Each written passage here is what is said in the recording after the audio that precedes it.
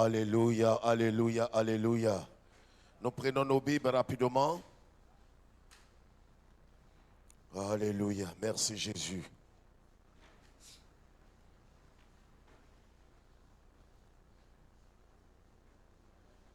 Je suis fort, fort, oui, plus que vainqueur par le sang, oui, de Jésus. On chante ensemble. Je suis fort, fort, fort, oui, plus que vainqueur. Parle. Nous chantons. Je suis fort, je suis fort, fort, oui, plus que vainqueur par le sang de Jésus. Vraiment, je suis fort, fort, oui, plus que vainqueur par le... Est-ce qu'on peut taper ensemble les mains? Je suis fort. Dis à Satan que tu es fort. Le Seigneur Jésus t'a rendu fort. Tu es fort, tu es fort, tu es fort. Par le sang de Jésus. Le diable est un menteur. Ses œuvres sont écrasées. Une dernière fois. Je suis fort. Fort, oui, plus que 20. Est-ce que tu peux chanter le Seigneur? Le sang de Jésus, de Jésus. Fort, fort, oui, plus que 20. Parle de Jésus. Par le sang, par le sang, par le sang, par le sang, par le sang de Jésus. Si tu crois que tu es fort, je vais entendre ton cri de joie. Alléluia. Veuillez vous asseoir. Que Dieu nous bénisse. J'ai dit que Dieu nous bénisse. Le Seigneur te rend plus que vainqueur. Je veux que tu saisisses cette parole de foi, que Dieu te rend plus que vainqueur. C'est vrai, il y a quelque temps, tu étais affaibli. Mais ce midi, le Seigneur te rend plus que vainqueur. Je veux que tu comprennes que tu n'es pas un vainqueur. Amen. Vous savez, c'est comme à l'école. À l'école, il y a des notes. Il y a différents types de notes. Il y a passable, il y a assez bien, et puis il y a bien, et puis il y a très bien, et puis il y a excellent. Amen. Celui qui a bien, il a bien. Mais celui qui a très bien est au-dessus de celui qui a bien. Je vais t'annoncer conformément à la parole que tu as très, très, très bien au nom de... Je veux que tu mettes ta main, dis Satan. Tu m'as provoqué. Je vais te faire reculer. Dis avec autorité, dis Satan. Tu m'as provoqué. Je vais te faire reculer. Au nom de Jésus. Dis, je ne vais pas reculer. Je vais te faire reculer. Au nom de Jésus. 1 Roi chapitre 19. 1 Roi chapitre 19. Nous lisons la parole de Dieu. 1 Roi chapitre 19. Le verset 1 jusqu'au verset 6. 1 Roi chapitre 19. Le verset 1. On va aller jusqu'au verset 8. Et puis on va gagner du temps. Akab. Allons-y très vite, pasteur. Akab rapporta à Jézabel tout ce qu'avait fait Élie. Écoutez très bien. Et comment il avait tué par l'épée tous les prophètes. Jézabel envoya un messager à Élie pour lui dire que les dieux me traitent dans toute leur rigueur si demain, à cette heure, je ne fais de ta vie ce que tu as fait de la vie de chacun d'eux. Élie, voyant cela, se leva. Élie, voyant cela, voilà d'où part la peur et d'où part la mort spirituelle. Amen. Est-ce que quelqu'un m'entend ce midi? Je voudrais que tu comprennes, parce que tu ne connais pas la source, tu ne connais pas les causes, tu ne connais pas les raisons véritables de l'assoupissement, tu ne comprendras pas comment faire face. Il y a certaines choses qui ont agressé ton esprit, qui t'ont attaqué, parce qu'à un certain moment, la peur a commencé à s'emparer de ton cœur. Mais je veux t'annoncer ce matin que le Dieu de compassion est le Dieu de miséricorde. Et Dieu vient à ton secours. Vous savez, il y a des combats où quand tu cries vers Dieu, Dieu vient rapidement à ton secours. C'est ton cas ce midi. L'Éternel Dieu vient à ton secours. Alors quand Élie a vu cela, Élie, voyant cela, se leva et s'en alla pour sauver sa vie. Il veut sauver sa vie. Oh, la Bible dit, celui qui veut sauver sa vie, la perdra. Quiconque veut faire des plans pour sauver sa propre vie, ne cherche pas à sauver ta vie. Laisse ta vie entre les mains de celui qui t'a appelé. Est-ce que quelqu'un m'entend? Est-ce que quelqu'un m'entend? Est-ce que quelqu'un m'entend? Donc pour lui, il alla où ça? Il arriva à Beersheba, qui appartient à Juda. Allons vite. Et il laissa son serviteur. Vas-y vite. Pour lui, il alla dans le désert où, après une journée de marche, il s'assit sous un genêt et demanda la mort. En disant, c'est assez.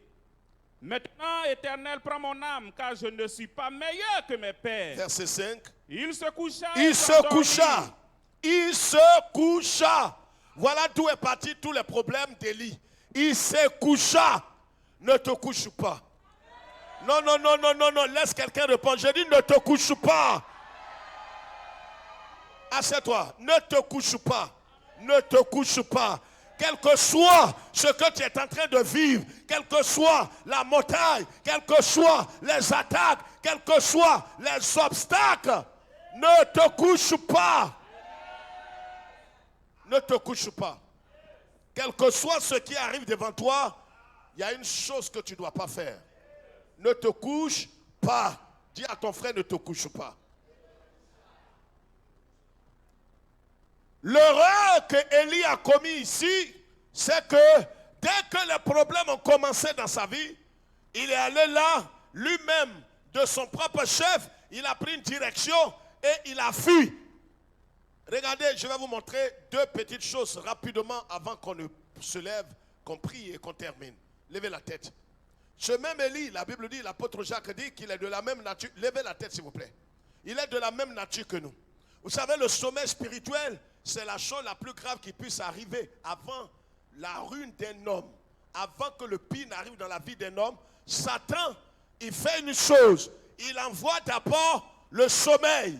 Il envoie d'abord l'assoupissement. Il envoie d'abord la décadence. Il envoie d'abord le déclin. C'est-à-dire tu commences à ne plus avoir... C'est comme le paludisme. Regardez les symptômes du palud. Vous n'avez plus l'appétit. Vous vous sentez fatigué. Vous vous sentez lourd. C'est pareil pour le domaine spirituel. Tu n'as plus l'appétit spirituel. Tu n'aimes plus la méditation de la parole. Tu n'aimes plus la présence des frères. Tu n'as plus la joie d'être parmi les frères. Au début de ta conversion, ce n'est pas le cas. Réveille-toi, ne te couche pas. Même le paludisme, quand tu l'as et quand tu te couches trop, le palud va s'empirer, s'aggraver dans ta vie. Ne te couche pas. Voyez, tu n'as plus le goût des choses de Dieu. Les choses de Dieu commencent à devenir amères. Les choses de Dieu ne te disent plus rien. Tu deviens indifférent. Tu commences à retourner allègrement au péché. Les œuvres de la chair, la colère, l'animosité, la débauche. Ces choses commencent à revenir. Ça ne te dit plus rien.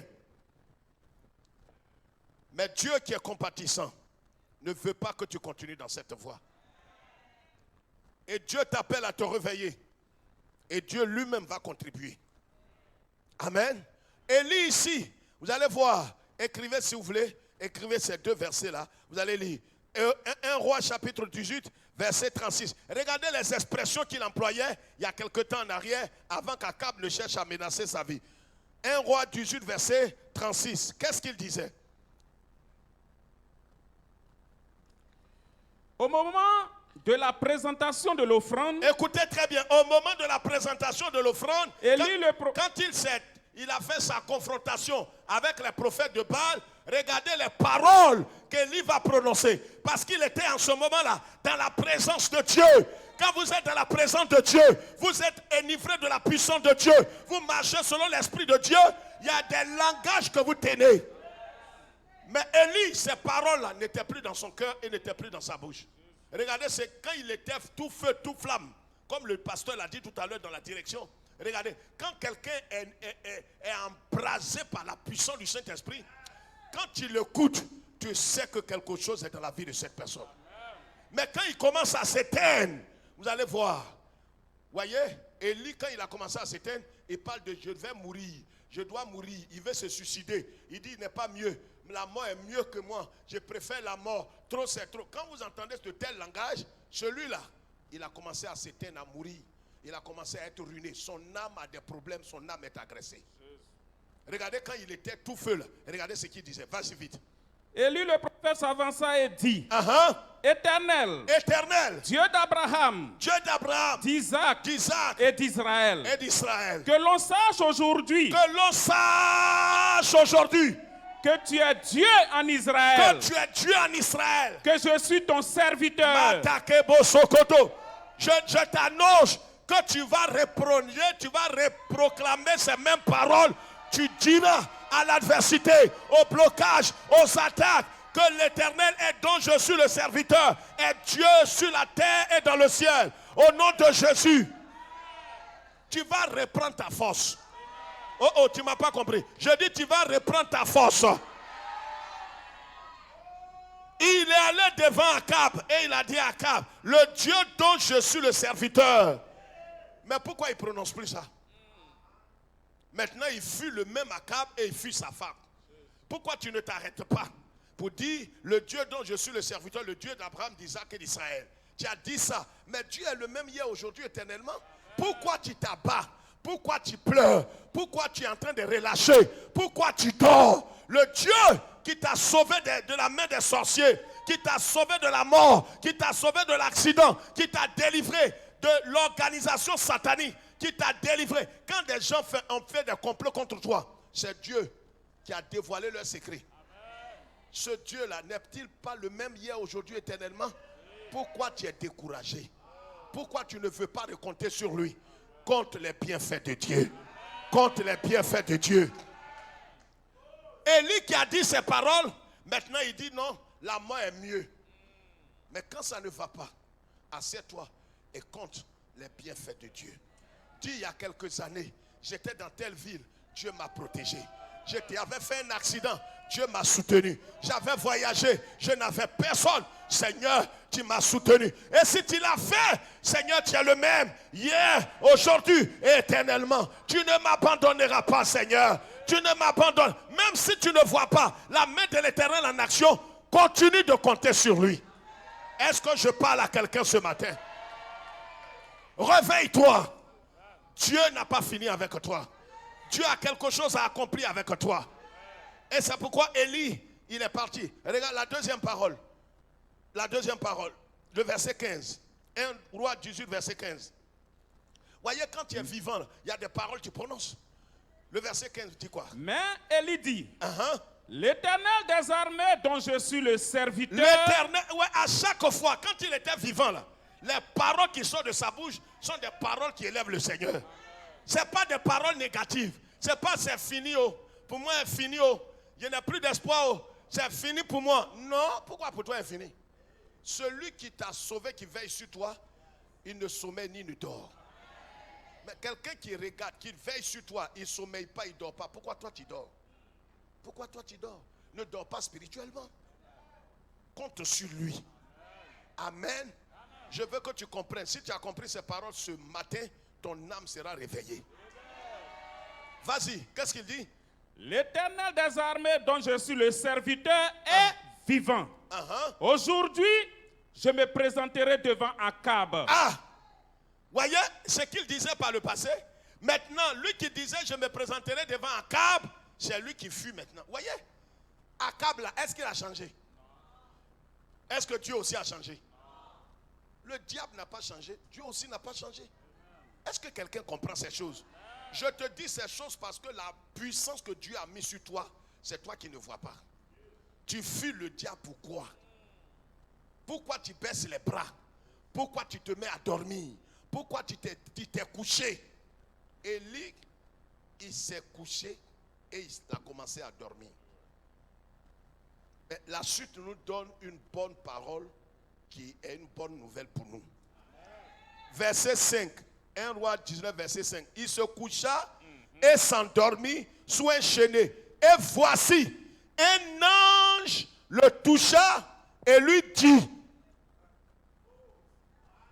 Makatarabase. Voyez l'amour de Dieu. Je vais te dire que l'amour de Dieu pour toi, tu ne peux pas comprendre. Alléluia. Dieu t'aime trop. Dieu t'aime. Je sais que quelqu'un il est là, mais sa tête là est sur le repas. Mais toi, ta tête n'a qu'à être sur la parole. Je dis, Dieu t'aime trop. Il est couché, découragé. Normalement, Dieu voulait le laisser. Mais le Seigneur lui-même est venu sous la forme d'un ange. Il est rentré dans la grotte, là où Élie est couché. Et il dit, il voit Élie couché. L'homme qui était bouillant. L'homme, il y a quelques jours, il était fort. L'homme qui a défié tout un pays. L'homme qui a défié près de 800 prophètes djihadistes. Le voilà couché. Regarde, c'est pourquoi il n'y a pas de stade où on arrive où on ne peut pas somnoler. Il n'y a pas un stade où on arrive où on peut dire non, c'est fini, moi là, je ne peux plus tomber. Élie, regardez ce qu'il a fait. Lui qui fuit, lui qui a défié tout un pays, des prophètes djihadistes, têtus, il les a défiés. Le mystère là-bas, qu'aucun prophète, aucun pasteur, aucun apôtre, aucun homme de Dieu n'a pu expliquer, ça se trouve ici. Quand il les a défiés et que le feu est descendu, que ça a consumé l'Holocauste, regardez ce qu'il va faire. Il les appelle. Cela ne s'est jamais produit sur la terre. 800 prophètes. Il dit, bon, maintenant que c'est fait, vous avez reconnu que Dieu, le Dieu d'Isaac, d'Abraham, d'Isaac, de Jacob, est le vrai Dieu et que je suis son serviteur. Venez, je vais vous tuer. Est-ce que quelqu'un comprend même? Tes ennemis, après ce que tu as vécu là, tes ennemis seront comme hypnotisés. Je t'annonce ça. Ils ne sauront pas comment ils sont arrivés devant toi. Est-ce que je parle à quelqu'un? Je vais appuyer. J'ai dit, ils viendront comme hypnotisés. Ils viendront comme... Eux-mêmes, ils ne comprendront pas comment ils se sont retrouvés devant toi. L'Éternel te donnera la supériorité sur tes ennemis. Il te donnera la supériorité sur tes adversaires. Ce n'est pas à toi de chercher à leur faire du mal. Dieu a déjà réglé leur cas. Quand il a parlé comme ça, les prophètes là, il les a appelés, il dit venez. Et tous se sont présentés, il dit, ils marchent comme ça, comme des robots. Il dit venez, je vais vous tuer. Il égorge un, il jette dans le trou. Et ils viennent. Personne ne peut expliquer ça. Regarde, ce qui t'a résisté là va se soumettre à toi.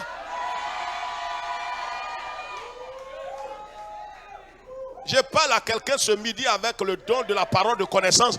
Tu atteins un financement, tu es là, ma soeur. Je t'annonce que le financement va se soumettre à toi.